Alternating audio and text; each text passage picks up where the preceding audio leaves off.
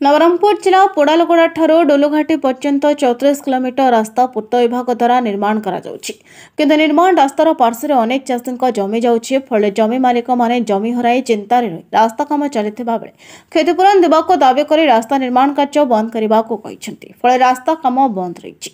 Nabarangpur जिलार तेंतुलुंगुटी block अंतर्गत अमलाभट्टा ग्राम में देखा मिली एपरी दृश्य। ग्रामर अनेक चाषी निज चाष जमी हराई चिंतार अछंती से जमी से चाष कर परिवार प्रतिपोषण करते किंतु जमी हराई प्रशासन निकट कौन प्रकार जमी बाबद को टंका पाई नाहंती। दीर्घ दिन है प्रशासन निकट अवगत कराइथिले कौन सुफल मिल पारि नाही फल जमी मालिक माने मिसे निर्माण कार्य को बंद करने को बाध्य होइछु बोली कहिसंती।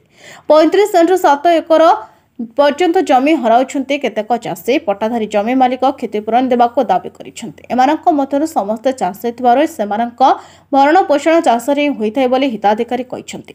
जमी पट्टाधिकारी कहवा प्रकार आम रास्ता निर्माण को विरोध करूना हेले क्षतिपूरण प्रदान न करा पर्यंत रास्ता निर्माण बंद करने को कहिसंती। अन्यपटे विभागीय अधिकारी कहिसंती आम जिलापाल को अवगत कराई फाइल प्रोसेस करी लोकंक समस्या को समाधान करिवो। पिता नाम देवेंद्र गंडा से भाई 4 भाई थे नवीन गंडा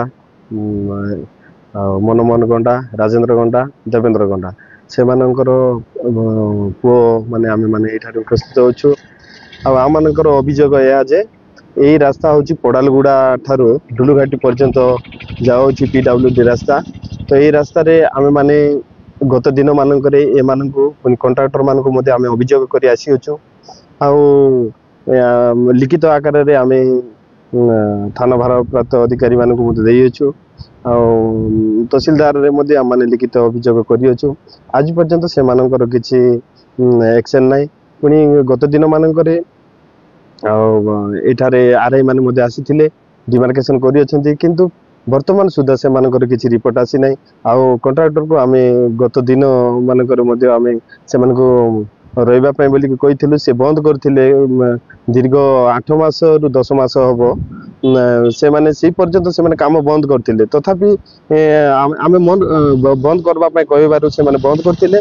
पुनर्बार से माने कालीटू से माने चालू करि अछंते एई जागा रे प्राय आम मानकर 2 एकर पाका पाकी जीवो। तो सेई अधिग्रहण जा आम मानकु से माने जगाई देबे अधिग्रहण देला परे से माने तांकर काम को आरंभ करिवे। एटा हेले आमे माने से मान सहित सहमत हेबो। तेणु आम मान को विशेष कर से माने आम मान अधिग्रहण देवा निमंते दया करंतु। बापा तीर्थवास आम आज चाषी लोक पाखापाखि 6-7 एकर रास्ता काम क्षति हो जोटा कि चाष बिना आम बंचा लोक आम रास्ता जाऊँगी आमको दाबी करूँ सरकार पाखे हेले आरे आसला चिन्हट कला सब कला पैसा दिया बोली कहले भी रेकर्ड कर आज पर्यंत देखा ना कि जन ना कि पैसा मिले बोली कहली से आम सरकार कहूँ जे आमर जमी नष्ट हो रास्ता जाऊँगी तार क्षतिपूरण आमको देदेले भल हम। रास्ता जो जमी जाऊँगी जमी दब कि नहीं जदि आमर क्षतिपूरण नदेले आम रास्ता बंद कराइबू रास्ता कराइबू देव ना एत जमी नष्ट हो बुझे ना बोले आम बंचू केमती ठिकादार रास्ता काम करूँ से मालामाल हो आम आम असुविधार आम पड़ू पैसा ना पत्र ना से क्षतिपूरण ना आम चलू केमती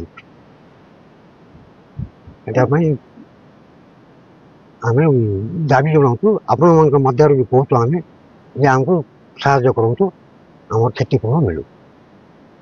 हाँ निवेदिता गंडा रास्ता उपरे आसवा कारण कौन है बोले आमर जमीर पटा अच्छी आटा रास्ता जाऊँगी सब आम नगर पार सब जाऊँगी ता बोली करी आम एवं ना कि आमर जो आम आसिक ये कहूँ जो क्षतिपूरण आमको देले सी रास्ताटा काम चालू हो आम रास्ता को बंद कर पार्बू ना से काम चालू हो आमर क्षतिपूरण से देवार अच्छी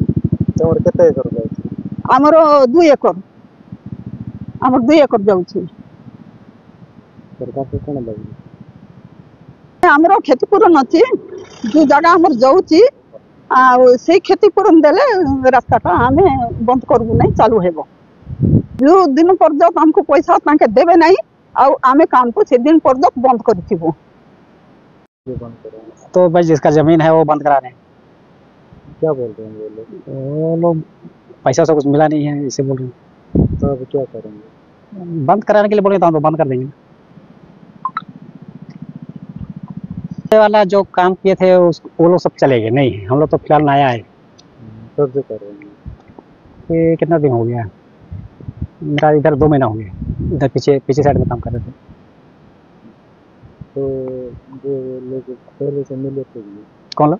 ये गाँव वाला? हाँ। गाँव वाला तो कल से मिला है हमको।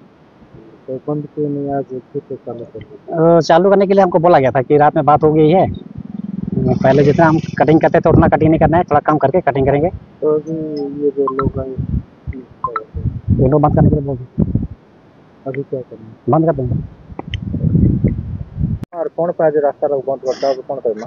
मो ना माणिक कर मु अलाभटा बासिंदा आउ आम जगह पट्टा जगह रास्ता पलि जाउछि तो आमे सेति पई हमर गवर्नमेंट को हमर अनुरोध करूछु हम क्षतिपूरण देकी रास्ता स्टार्ट करिवे। जदि ए पर्यंत जदि गवर्नमेंट क्षतिपूरण देबे नै आमे गाँ वाला कि आमे जमी दायर जाकर को आमे बंद करबो रास्ता। और कौन सा को जणाई थिले कि नै किछि आके सेमान चुपचाप रही जाउछन्ति। आरआई को जना हिथिला, पुलिस वाले को जना हिथिला, समस्ते चुपचाप रही जाउछन्ति। आरआई आसिक चिन्हट करि जाइथिला तथापि ए पर्यंत कोनोसी एक्शन नहीं नांती। जेमति कि आसिक हमको क्षतिपूरण देले हमें रास्ता पाए हमें अनुमति देबो। नवरंगपुर देवी प्रसाद पटनायक का रिपोर्ट, न्यायवती टीवी।